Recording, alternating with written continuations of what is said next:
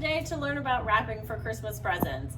Christmas present wrapping actually is very hard on your back. My number one tip is do not sit on the floor and do it. I know it feels good to open up your legs in a V and sit there and bend over. You will pay for it dearly when you go to get up. So try and get yourself set up somewhere. Standing is probably your best bet, but if you need to sit, that's fine too.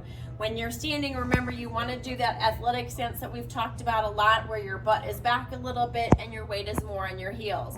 If you're standing tall and leaning over this way, that's going to set your back off as well. So you just want to make sure that you get yourself in a good stance.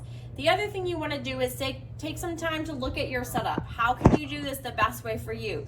You want to be working right here. So you want as much of your repping things to be here, and that you're not doing this to reach things. Anything you do reaching sideways or bending and twisting is something that's gonna set that back off as well.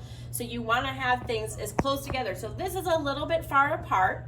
So you would wanna bring your items closer to you so that you can be here and wrapping rather easily with everything right here where you're not bending over. The other thing you want to look at, if that's not an option for you, is have different stations. So if you need to wrap here, so now everything's in here, and then I'm going to bring this over here and have all my ribbons or things like that and tie it up this way, so that you're kind of doing this at your wrapping station as opposed to these types of movement. That's going to make it best for you over time.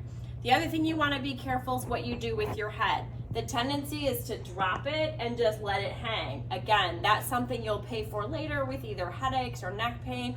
So the more you can kind of get in that good stance and think about tipping your chin down to look at. Remember, this is a pole. Leave the pole where it is and then tuck that chin. That will help you out a lot as opposed to this. And also when you look forward like this, that sets off headache as well.